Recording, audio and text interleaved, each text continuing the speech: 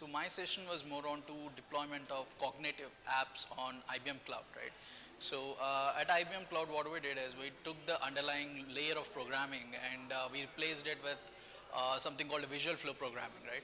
In which the things would be done, it's more like a flow chart to actually get the entire thing done. So my session was framed around using that visual flow programming in deploying Watson cognitive services, right? We deployed nearly 3 of the cognitive apps. Yes, at one session, a 1 hour session.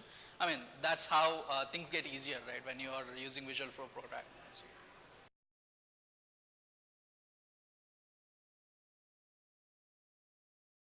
So my current role allows me to, diversify myself across all the kinds of different new technologies and the bleeding edge technologies, right? So we primarily work with client facing as well as interact more with startups, right? And as we already know, enterprises are the companies where you need quality of production, and startups are the kind of environment in which you need more of bleeding edge technology and something that is new for the market. So we deliver both cater to both of these people. So in that way, we are kind of fortunate to bring both the good qualities of the market.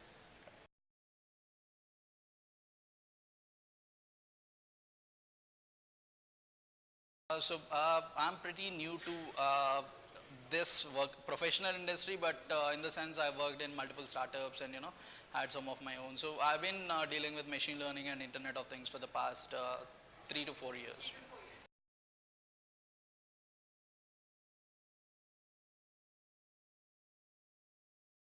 So when we're talking about past, right, so things have become more accessible to the primary developer level, right? So people who want to get started are finding more tools to easily get started and go from novice to an advanced or beginner developers.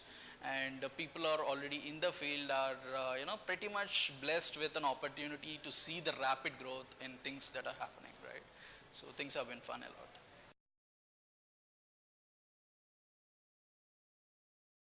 Yes, so the next new trend, I mean, we are talking about blockchain and chatbots, but the one thing that I see more promising than either of them is something called generative adversarial networks.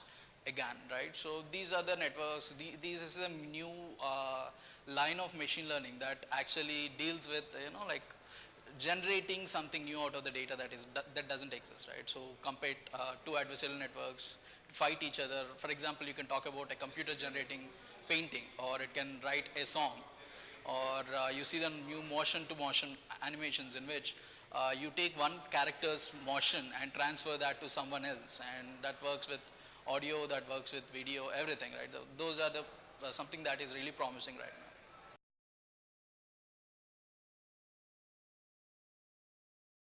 So when it comes, right, so the basic challenges that we see are, the trust that every enterprise or startup has on AI. I mean, startups are obviously more trusting than enterprises, but again, everyone has their own reasons. So yeah, that's kind of, what do we say, crippling the ML's growth from research to a product stage.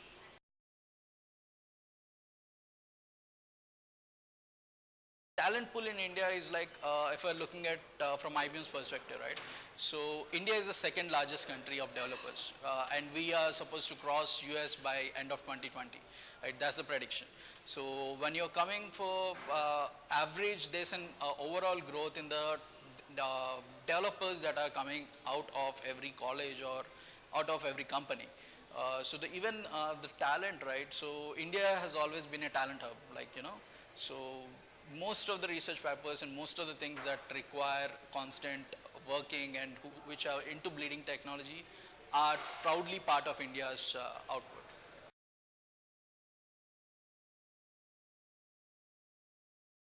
At CYPHER it was really good because you already get the allied crowd, so it's always simple to simply talk and get people that are in the same field and understanding. So there's also a greater outreach when compared to other conferences and programs.